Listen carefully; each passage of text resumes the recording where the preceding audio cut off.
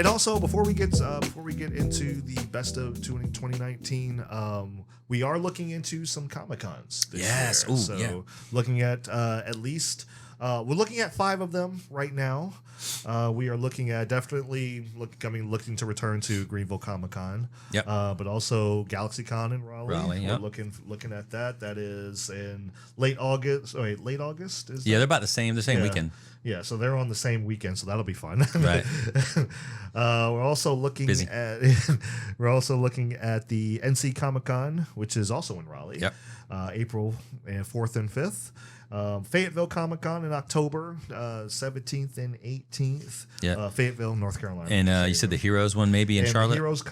Heroes Convention, possibly in Charlotte, North Carolina, June 19th and the 21st. We're looking at those, and we already talked about the one in April. But make sure you follow us on, like I said, follow us on YouTube, follow us on social media. We will definitely keep you guys posted as to what, when, and where. So let's go ahead and get into our topics of the day. Or we can start positive or negative? We're going to start with the positive. Okay. We're going to start with the positive. We're going to delve into the negative, and then maybe come back to a little bit of positive. Yeah. So we will end on try to end on at least a high note. That would be good. But we're going to talk about some of our favorites of the top 3 favorites of 2019. We're going to go into non-comic. Right. Regular non-superhero stuff, regular movies. Whatever. Still delving into animation, whatever. But now these probably aren't in any particular. Are yours in any particular order? At least the top one is. The top 2 that tie for me are. Yeah. Okay. The others not necessarily so much because they all have different things about them. So kind of and the funny part was. His and I are the exact same. Exact same. So obviously we're friends for a reason. The order might be a little bit different. Maybe the first one's different, but the exact same top 3. Yeah. So. But we're gonna talk about it. Yeah. So number 3, at least for me it is. Number 3 is I really liked Ad Astra. Yeah, I'd say that actually we're probably all gonna be the same. Yeah, I would say that's probably 3rd as well. This was it's a simple character story. Yeah. You'd think you would probably get some more of that Interstellar type stuff. This is not Interstellar. This is definitely. It was better than Interstellar. I mean, I liked Interstellar, and Interstellar was beautiful to look at. Interstellar was gorgeous. Ad Astra, gorgeous to look at. Holy cow! And I want to say. First of all, it was great, again, to focus on, there wasn't that many people. Right. You focus on the one main guy. Exactly. And there were some secondary characters. You didn't really, you met them, they seemed likable, okay, and they might have died, they might not have died, whatever. Like, okay, but you didn't really care that much. It was mostly a focus on Brad Pitt's character and his relationship with his father and family, and really with him, realistically, him with the human race, if you think of it that way, break it down that way. What did you think? Because this is your you tell me. Oh, I just like I said, I'm a sucker for the just a simple story about a person overcoming his personal demons. Yep. So this was this was just like I said, a very simple story. And it's really kind of it's a simple story that's like. You would think this could take place almost anywhere. You could take place this could be somebody in the Arctic or something like that. It could take place anywhere, but it's just this space is an added bonus. This could have taken place. This same exact story, minor differences. This could have taken place as a historical film. Yeah. If he were, say, in the Dark Ages and he had to go find his father, who was out in the unknown whatevers, and he has to travel. He could have run across almost the exact same. The storyline would have not hardly changed at all, other than the spacey theme and that weird thing, whatever. And it would have been exactly the same. Yep. And that's why I could have been a one of those World of Discovery. You're on a ship, like my dad's lost at sea somewhere, and something's happening, and I got to go find him because he has information about this thing. Could have been pirate adventure or one of those Viking type things. 100%. And he was able to get something that not a lot of people do get. He was able to get the closure that he needed. And he's able to be a better person at the end of the movie because of that. So that's one of the reasons. I really, really, really enjoyed this movie. I didn't expect to enjoy it as much as I did, but right. And I want to say, here's the other thing about this: they used it. They used the simplicity of the character, and even though he was in space was sort of the secondary character because again, there was really no antagonist other than space because space is like, look, I'm working really hard to kill you. And your job is to not die, but I'm really trying hard to kill you. So everything out here is designed to kill you because human beings shouldn't be in space because we can't breathe, we can't do anything. There's no food there, etc. There's no water. So space is like, look, I'm trying everything I can to do to kill you. And you don't even have to I don't have to work at it. You just have to mess up a little bit. Like when he was trying to land the ship and it was like, they're going to die. So again, you're like, oh, okay. Yeah, that's not good. But, and it was so simple and it just beautiful. Oh God, it's beautiful. The soundtrack, the score was beautiful. Very Holy good score. Very smokes, good that was score. so gorgeous. It's kind of like, in a way, Interstellar. The soundtrack, the score on that was just tremendous. Right. Did that get a nomination for best original score? It should. I hope it did. I'm not sure. I don't know. But I might have to look that up later. Yeah, if you know, post it in the comments down below. But just in case I forget to look it up, because I probably will. But gotcha. but it definitely should for original score. It definitely should. So, So that's taking my number 3 spot. We have to say number 3. So number 2, I thoroughly enjoyed the Netflix movie My Name is Dolomite. I saw this movie twice, I think within 2 weeks. And it's a good come up story. A guy starts from the ground and he pushes himself and those around him really and he's able to be a successful star to where he wanted he wanted to be and this is despite all the adversity that he faces, despite the adversity he faced as a child. Even though you don't see what he went through as a child, you get it. There's several scenes that very much harken back to what he experienced as a child. And this is based off a real story, actual person, which is really great because you're like, oh, it's a movie, but it's actually a real guy. Yes. And so that makes it even better. Yes. You're like, oh my God, a real guy did this. You're like, that's really cool. Good for him. Exactly. And I'm just like, man, that's awesome. Yes. That makes you feel really good inside. Yes. And the fact I liked about but you keep going. I'm sorry. I was going to say, wait a minute, I didn't want to stop you. No. The other thing that I thoroughly enjoyed was Eddie Murphy. Yes. Eddie Murphy really lends himself to this role, and I'm thankful for this because this could have easily been Eddie Murphy playing Eddie Murphy, or playing a shtick version. Exactly. And he played it so again, a character study of the guy. Some of the best scenes were when he was kind of either with one person or by himself. And he was practicing, and then when he was looking down at the picture of his father, you could kind of see he really got into the character. Yes. And it really, even though there's a bunch of other people around, they solely focused on this character. There were some secondary characters, and there was some development there too. But it mostly focused on the character of Eddie Murphy, played as Rudy Ray Moore, the real guy, and Dolomite, the character. And they've sticked up Dolomite because obviously it was a comic, bigger than life character. Right. But Eddie Murphy, even though he's been out for a while, figured out a way to separate himself, the actor, from Rudy Ray Moore, the person, and Dolomite, the character. And I was just like, he was nominated, but he didn't win Golden Globe. He should have, because this is, a lot of people are saying this is his best work he's done in a long time. And we're talking a long time. Yes, we're talking holy cow. So he came back.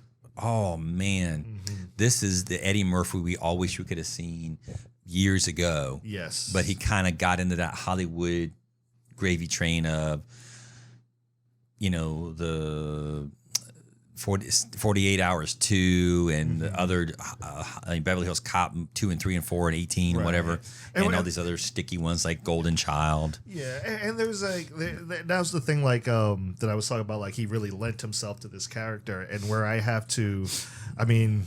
Yes, so yes, obviously some blame is going to go to Eddie on this, but a lot of blame goes to these like the studios and the writers and directors. Like they get Eddie Murphy, and they're just like, oh, just do your Eddie Murphy thing. Yeah, dude, just do Eddie Murphy. Yeah, it's just like okay, yes, he could do that, and that's fine. And some movies lent themselves to that, which is okay. But it was like, yeah, but let him be a character. Let him play somebody else. So I give a lot of credit to the director and to Eddie Murphy for this role, for this particular movie, because he's able to actually do that. He's able to actually bring out play a character versus playing himself. Yeah. So I was like, like I said, people have been waiting for that for a long time. And I was again, I was so pleasantly surprised he didn't shtick it up and do the too heavy, because when it got real, he got real. Yes. Because in this movie, you see he's so close to failing. Mm-hmm. It's like it's a dog chomping at his heels, and he's running as fast as he can. He's so close to failing, and every time you're like, "Oh man!" And you kind of pull him from, like, "Come on, this is so." And you I mean, really, you're cheering him on. You're like, "Come on, don't fail!" And it was great. It was 100. In fact, I told you to see it because I saw it, and I was like, "You got to see this movie." Yeah, and this is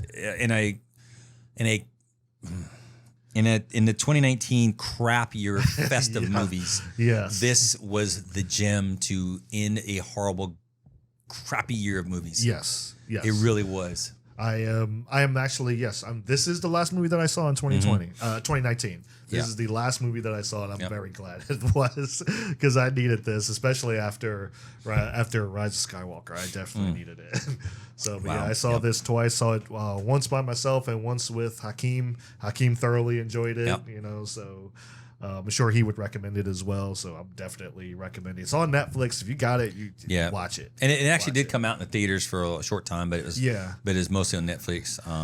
Which still makes me mad that this didn't get a theatrical release, but Cats did. Cats looks like it belongs on Netflix, and this one is like this belongs in the theater for people to see. But Cats belongs on YouTube under some bizarre, strange name that you could never type in by accident is where that belongs. So that's where that belongs. It's one of those movies that's where like when like the viewer's like, I'm in this part of YouTube, aren't I? Yeah. I'm in that part I want to say YouTube. Cats and Dr. Dolittle never should have been made. Never should have been made. Yeah. And I'll be honest, I've seen some stuff on YouTube that are fan driven stuff, which are way better than some of this crap coming out. In fact, there's this. I got hooked on this. Some of you guys might like this. It's a guy out of Holland. He does marble races. That's more entertaining than Cats and Dr. Dolittle too. Now I've not seen them, but after seeing Hellboy preview, I didn't want to see them because there was nothing about that I want to see because I knew it was going to be awful. But yet I watched the marble races, and that's more fun. And you're like, come on, you can do it. Really? Come on, red number 3. I don't know. I mean, that's more interesting. Yeah. Yeah.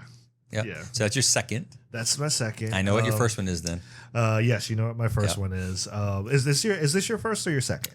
That's my this Dolomite and Joker are not second. They are first. First, okay. They're tied just because they both address the characters really, really well. Mm-hmm. We see the characters develop.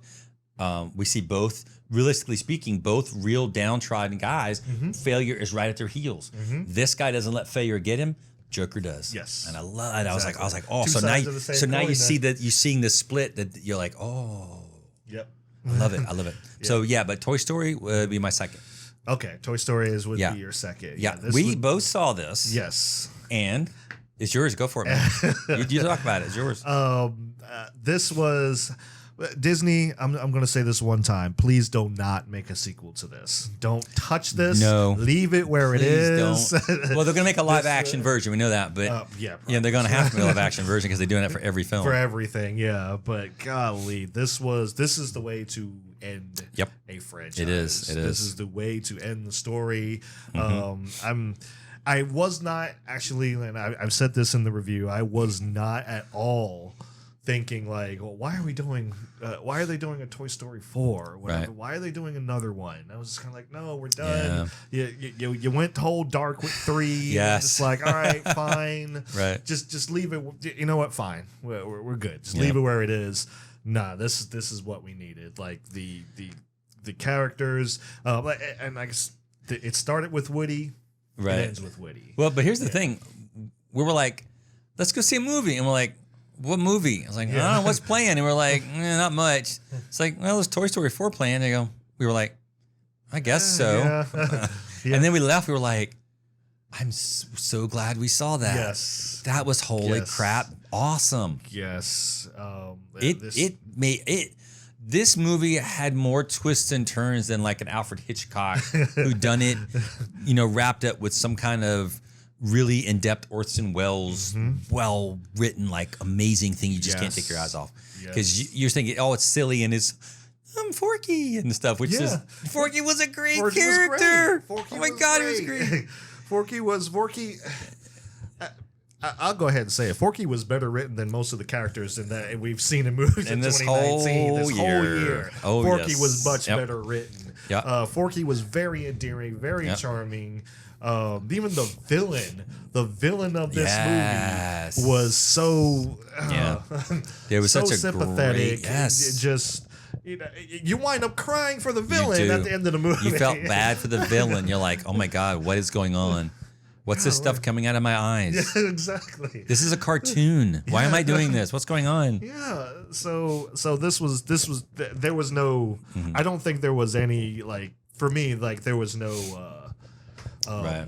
There was no. It was hard to beat Toy Story 4. After when I saw it, I was just like, man, this is going to be hard to beat. Yep. This is going to be really hard to beat. Like I said, I went non-comic first. Right. And like we'll talk about Joker here a little bit later. But just non-comic book, non-superhero. I guess maybe you can qualify some of these characters as superheroes. Bud Lightyear, technically, but I was gonna say but yeah, this was definitely number one spot. I left the theater just. I felt so good. I felt so good, and upon rewatching, it's still just as good. It was not, it did not wane in quality. And I was thinking, I was like, well, maybe I just felt that way because I'd seen so much crap up to that point. But here's the thing: we went in with low expectations. Yes, and this thing blew us away. Yes, it wasn't like it just met an expectation or above it. It literally blew us away. Yes, and we were like, because then every time they did something in the film, it was like, whoa. And then it hit us again. We're like, whoa. And then it was like, I was like, holy crap, what the heck is going on? And we're like, we don't know. It's like, we're like fighting in the dark, waiting for the next attack. We're like, what's going on? What's going on? We're just like, holy cow. And then like two big, softies like us were something going, I'm not crying. I'm not crying. It's really, oh my God, this is beautiful. Yep. I'm not crying. Stop it. Yeah. And now I will say, and I talked to you about this before we started recording, you know who you are. There were some YouTube movie review people of the male persuasion who kind of blasted this a little bit because of Bo Peep's character and the little Polly Pocket officer character. I know where this is going. Yeah. And it's a very simple explanation, but yeah, calling her Mary Sue. Kind of ish, but they were just saying like how she was bossing Woody around, et cetera, et cetera, et cetera. But it was Woody's story. Yeah. And she was just, because again, she was there. And here's the thing about that. She knew what was going on in that locale. Yep. Woody did not. Woody was not from there. He had no idea what was going on. He was not familiar with the lay of the land. But Woody had a determination about him. Sense of duty. Right? Yep. Yeah, like when he hid in her book bag at the beginning of school because she was scared and lonely and helped basically create Forky. Yep. So he had no idea what the school was going to be like, what's going on there. So he was basically a fish out of water. But in a sense, in a smaller kind of microcosm, school was a controlled area. when you go out on in an RV and he's wandering the back roads of America, well, this is the world. Yes. I mean, and then he gets to this town. He's like, and there's all this stuff's going on. And she has been out there for years. She's been out there for years. She knows where how everything works. Yeah. She got away from. She had to survive. Right. She's out there with the Gabby character. She got away from the Gabby character, and her and her sheep, and the army men, and some of the other toys. They found their little niche there, and they knew how everything worked. So he needed a guide. Yes. To figure out how to get Forky back. Yeah. And he did it because he cared about his kid. So she was the way to do that, not because she was better at it, but because, number one, she knew Gabby. He didn't. She knew about how Gabby worked. He didn't. So again, it wasn't an issue of... She knew her way around. Right. She knew the whole thing, and he was just thrust in it, and he's like, I don't know what's going on. It's kind of like in Star Wars with Princess Leia. The guys figured out how to get her in, but they couldn't figure out how to get her out. And she's like, okay, look, we're going to do this. And then she started doing stuff. Yeah. And they went... What? And so she had a plan, and then they followed her because it actually they didn't know what else to do. Exactly. And like this, get into the garbage, you fly boy, as Princess said. And they were like, okay. Yeah. And then they got away. Yeah. There's nothing. I mean, there's nothing wrong. Especially now, it's like I would expect her to take point on a lot of stuff. So it's just kind of like I've heard that criticism quite a bit. And it's just always like she's been out on the streets forever. Right. She knows the lay of the land. She's had to survive as a toy out in the streets. So it's kind of like you would expect her to be able to do the stuff that she can do. Sure. And to, like I said, to take point on a lot of stuff because she knows the lay of the land and everything. And you would expect her to, especially like when there's that moment where her and Woody are at odds. She's like, no, we gotta go. We gotta get out of here. We gotta. He's like, no, he's got this sense of duty. Right. She's been out on the streets longer, so it's kind of like, yeah, she's going to have this, fight or flight mentality. It's like, look, we gotta go. And just look, I understand that, but we gotta go. And he's like, no, man, he's got his sense of duty. She's got survival mode on. Right. It's understanding why those two are going to clash and not always going to be equal. So I've heard that criticism quite a few times. And I'm like, no, sorry, that doesn't. I mean, they were making more out of it, I think, just because it's a female character who's bossy and who's bossy. Right. But and I'm like, no, I didn't see that at all. I want to see that she was an expert in this particular area. And, Woody wasn't. So, in fact, if I remember correctly, when, she kind of led him into the toy underground when they met Duke Kaboom. And again, Duke Kaboom had to make the jump. Right. So it wasn't like, oh, I'll get, Princess Kaboom or whatever to do the jump or something. You know what I mean? It was like, oh no, it's another female character taking over the man. It's none of that. It's none of that. Right. There's none of that in here. It was she was capable, he was capable. They both were capable in their own ways. Woody definitely had bravery and definitely had, the will. Yes. Bo Peep in this regard had certainly the bravery and the strength and all that, but she also had the knowledge of the layout of the place, how it worked, etc. So it was a definite team thing. It wasn't like, well, she's taking over. No, that's not what happened. Yeah, it's probably just some of the sensitivity that people are expecting it now, as opposed to just actually looking at it as it is. Right. I'm just like, well, no, this movie does not have a political agenda. I promise. Well, and then of course there was a minor bit of the female villain being female, the villain being female, and I'm like, but when you figure out her motivation, the background, you're like, that's deep. Yeah, you're exactly. Like, holy cow. Exactly. And so you didn't hate her. It just it totally was like, whoa, what? This is wow. We did not see that coming. That was great. That was great. Yes. That is how you subvert expectations the correct way. Yes, my friends. You subvert it, you change direction, and you go a different direction. You don't go. You don't change it and then stop. Yep. That's right. So, all right, Johnson. But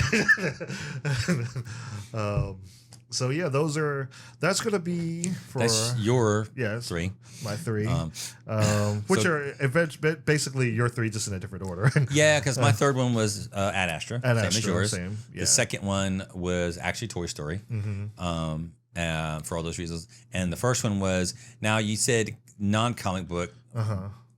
So I said tied, but for the comic book, it'd be Joker. But it'd be Dolomite is my name because, again, kind of like we mentioned, of the two characters came from hard backgrounds, tragedy, struggles, working hard to try to make themselves better and to get to a place that they, like with the Joker character, wanted to be, funny, wanted to be on that the kind of that TV show with his guy he liked, et cetera, and had those delusions and whatnot.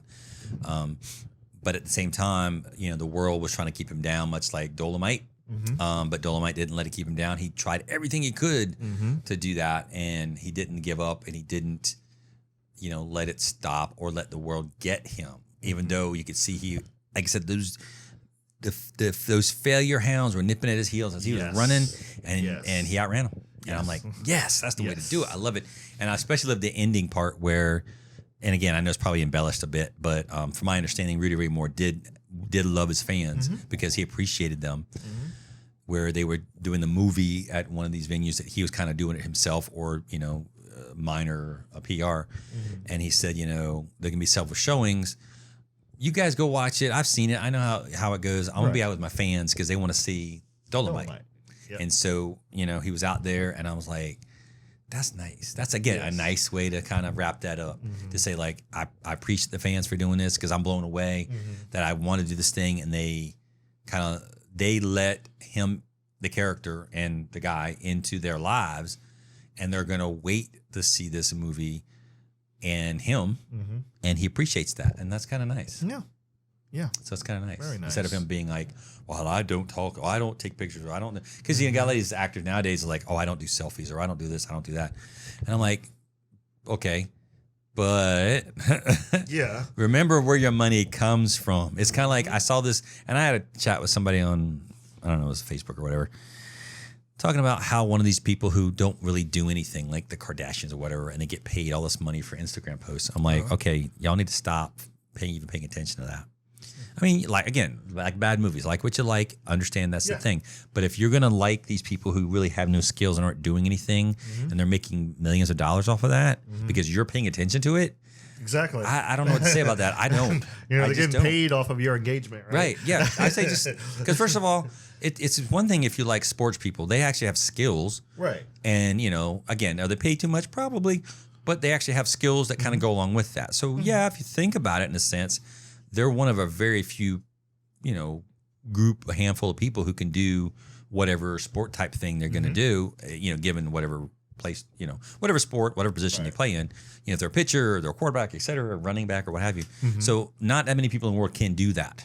So I can kind of see why they get paid a lot. I think it's a bit much, but they're not going to get paid that lot for that much just because, a lot of times those sports figures wear out real quick because, pitchers can't pitch that long, so arm wears out. You know what I mean? Quarterback, you can't take the hits, you can't throw it as far. They get injured, like God forbid they get injured. Yeah, and then that's it, and that's it. So, and I'm like, I kind of get that. But I do think that, the cost to get into sporting events is too expensive. And I don't know, I think, like $10 million for or even more than that nowadays. I remember $8 million was the big thing. Now it's like $50 million for some baseball guy. I'm like, what? Again, I don't really follow sports for that particular reason. I mean, I'll check out local, like our local college stuff. That's cool. Because again, they're just as good players because they're going to go probably play professional at some point. But they're just as good, and you're supporting a school or like a club or like a local thing, like a community college or something. I mean, they have great basketball players on those things too, and they would probably appreciate you more being there because their games aren't that well attended. Right. Right. I don't know, and said someday they might actually be out there doing that. So they ain't making the big bucks, but they also probably appreciate the applause and the well wishes and the cheers more so than the big money guys. And that's the thing about that, y'all. You're there. If you're a performer, you're there to put people's butts in seats. I mean, we do a comedy show once a month, and we try really hard to get people's butts in seats. And sometimes it works. Sometimes it doesn't. And, we no matter who's there, we always try to put on the best show we can. So, but that's your goal. It's not like, well, I'm not going to do that. I'm going to do this. Get over yourself. You're playing a fictional or maybe even a historical character, but you're just playing a character. Really, that's all you're doing. I don't know. Soapbox step down. All right, so now it's our comic books. Yeah, let's talk about some comic book stuff. I looked. Was there that many last year? 16. Was there? Yeah. 16 comic books / superhero. 16. They have been increasing every. I think this year. Did I miss like 15 of them? Because I don't recall. Well, you missed quite a few. I missed 14 of them because I don't recall. I know there's 2. I don't recall any more than that. Yeah, like 16. Wow. There. It has been increasing every year since. I can't even tell you. Like, I think 2017 there was 10. I think last year. Okay, now so I know there was like 13 or something like that. Well, the Joker, I kind of didn't think the Joker was, but he is a comic movie. Yeah. There's Marvel Endgame. Yes. Is it Endgame? Yeah. Yes. And then there was Captain Marvel. And I don't know what else there was after that because I don't think I saw anything else after that. So there's actually let me pull it up. Well, here. What are your 3? I don't know. Well, actually, no. It'll just take me a second. Just okay. Pull it up here. But we have. So I got the whole tournament thing. Oh, cool. Yeah. Oh, yeah. I kind of thought that was I kind of thought that was. I didn't really equate that to like that. Anime, it's not really in that. It's kind of, you know what I mean. Yeah. Well, I mean, it still falls into like the superhero kind of genre, just because Because Men in Black, I didn't really consider that as a. It's a Marvel comic. No, I know, but I didn't really, and I didn't see Spider-Man because I'm just like, okay. Yeah. I'm just, I don't know. There's nothing new there that I really. There's like it's just been, it hasn't been good. It just hasn't been good. But yeah, there were 16. I was like listing them out, and I was just going through it. And I was just like, holy crap, there is a lot that came out this year. And then superhero I do include anime because right. I mean, like again, I didn't consider Godzilla as a comic, just because I've always watched him on either the cartoon from the 70s or the live action Japanese redub version of the Saturday afternoon cartoons or movies or whatever. Yeah. And you haven't seen Shazam. I didn't see Shazam. I've seen bits and pieces. I haven't seen the whole thing. Hellboy. I did not even want to because it just didn't even look good. Pokemon. Pokemon's one of those things like if you weren't a fan before, you're really not going to get a lot of stuff that's going on in there. But if you are a fan of it, it's like, you know what? This is actually kind of enjoyable. It's actually not bad. Dragon Ball Super Broly. Okay, what is that? I don't know. I know Dragon Ball, but I don't know what that is. Yeah, that's the new movie that came out. That there was this character that came out back in I think 1993 or something like that, and actually he's actually one of my top 3 actually. But there was a character that came out. He was like the legendary Super Saiyan because that's the main characters are. They're Saiyans. They're from another planet. They're not Earthlings. Gotcha. But there was this character that came out. He was the legendary Super Saiyan. But when they wrote the movie, his motivation to hate the main character Goku was because Goku cried as a baby.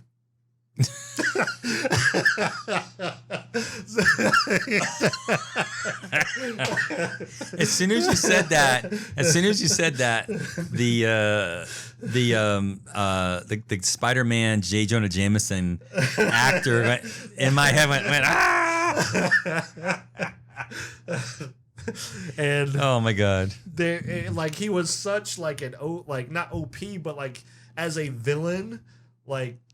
He was good except for his backstory. It was just like, what are you doing?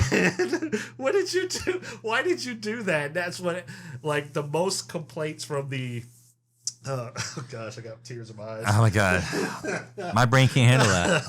My brain can't handle that. That was always the complaint about his character. Was just like, man, he's such a cool villain because like he's like physically imposing on them and everything. He's got like the legendary status about him, and it's just like he's motivated by a crying infant. And that was the one thing that like all the fans complained about. So they rewrote his story. They gave him a much more fleshed out backstory, and it was actually a lot. It's obviously there. You can't really go worse. I say you really can only go up from there. Other than maybe it was like a whimpering puppy. I mean, that might be a little step below that maybe. but it actually gave him a very decent Wow. backstory. The thing that I hated that they did was they retconned some of the actual Saiyan backstory. They retconned a lot of that because the original Saiyan backstory was not what the original writer had wrote. So he was like, well, I want to do my own thing. But I was just like, well, now that you've done your own thing, you realize you messed up half of this show now, right? So, but overall, I thought it's actually my number 3 for enjoyable movies this year. But I thought it was well done. It was like, it's almost, I mean, actually, I will say it's a long version of the TV show. Okay. So like if you enjoy the TV show, you're gonna go in and you're gonna have those expectations. You get that. You get that. So I got you. Yeah. So that Dragon Ball Super Broly takes my number 3 spot. And because like I said, I had to drudge through quite a bit here. Number 2. Number 2 is actually going to be Spider-Man Far From Home. It was fun. It was a lot of fun. I enjoyed it. Obviously, it's in my number 2 spot or whatever. But I think it was a decent Spider-Man story. I think it's definite. I wouldn't say leaps and bounds over Spider-Man Homecoming, but definite improvements over Spider-Man Homecoming. Whereas Spider-Man Homecoming was just kind of like, it grates on, I don't know, Spider-Man Homecoming grates on my nerves every so, because it's like, there's a lot that I like in it, but it's just like what I don't like in it just kind of sort of muddles it out a lot of times, especially when I start thinking about like the story and the way it's written. It's kind of like, all right, this is getting stupid now. But this one, I think like they had the task of coming after Endgame, obviously. So in a way, it tries to fix some of the stuff that Endgame messed up, which I kind of wish it didn't. I would rather you just kind of like, all right, just forget it now.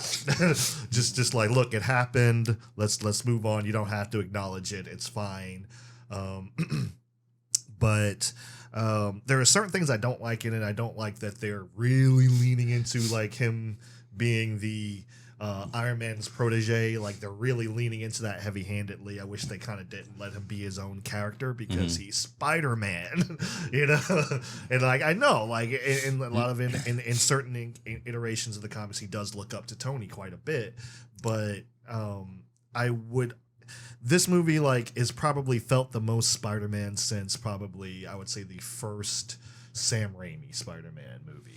Like this felt the most like I felt like, man, this is what I wanted to see for a long time. And I've been waiting for a long time to see this. So like it felt like, okay, we're starting to get Spider-Man right here. We understand like, okay, yes, he is he has a lot of comedic elements, but he is very much a character that is shrouded in tragedy.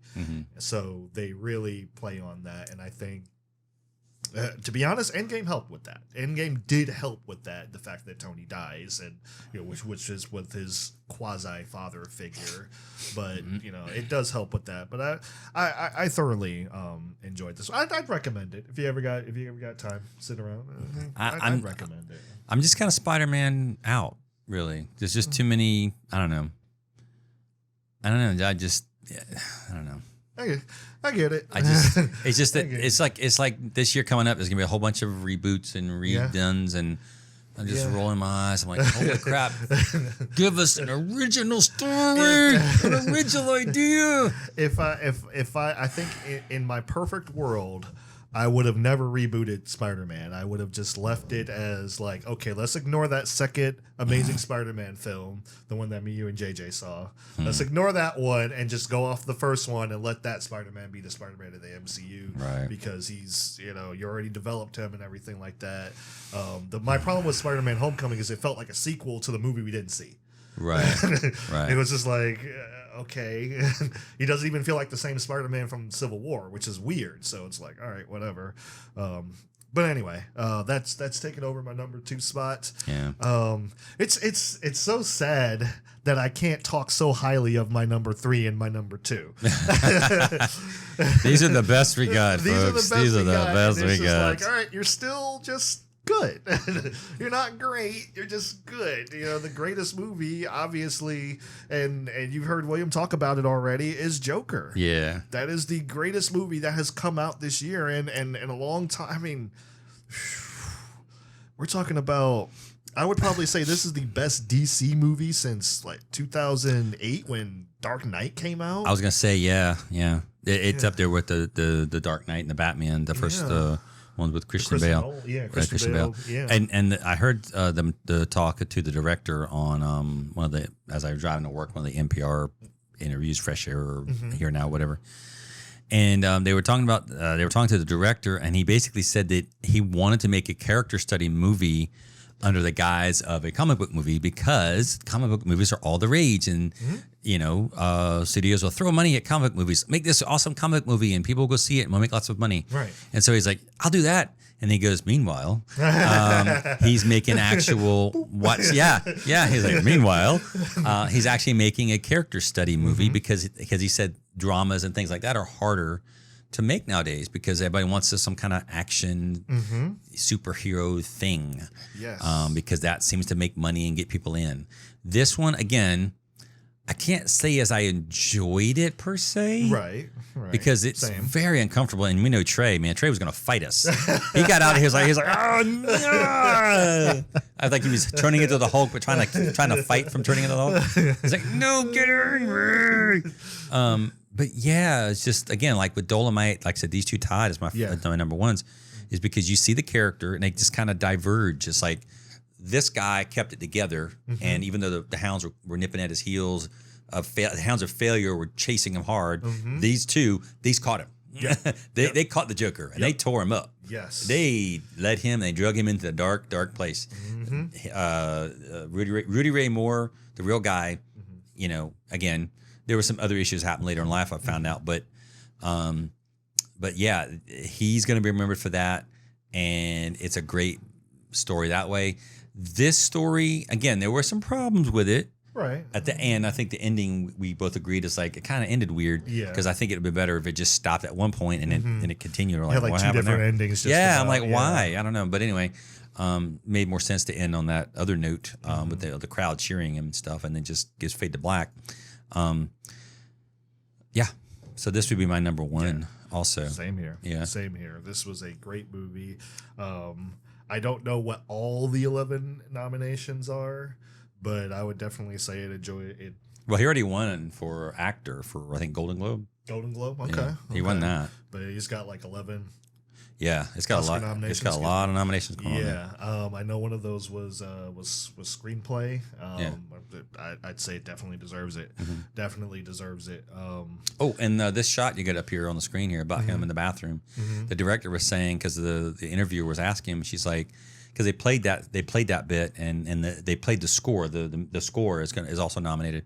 Yes, definitely. The woman who did most of the musical cello playing and stuff, and she's nominated, which again, the music is his own character. It's great. Yes. But this scene here was in the bathroom dancing. He said, well, kind of like the Warriors we talked about a couple of years ago about how the guy created that whole thing because the director just had an idea, and he said, well, we had some ideas, we weren't really sure what to do, and so Joaquin said, well, how about if I do this and y'all film it?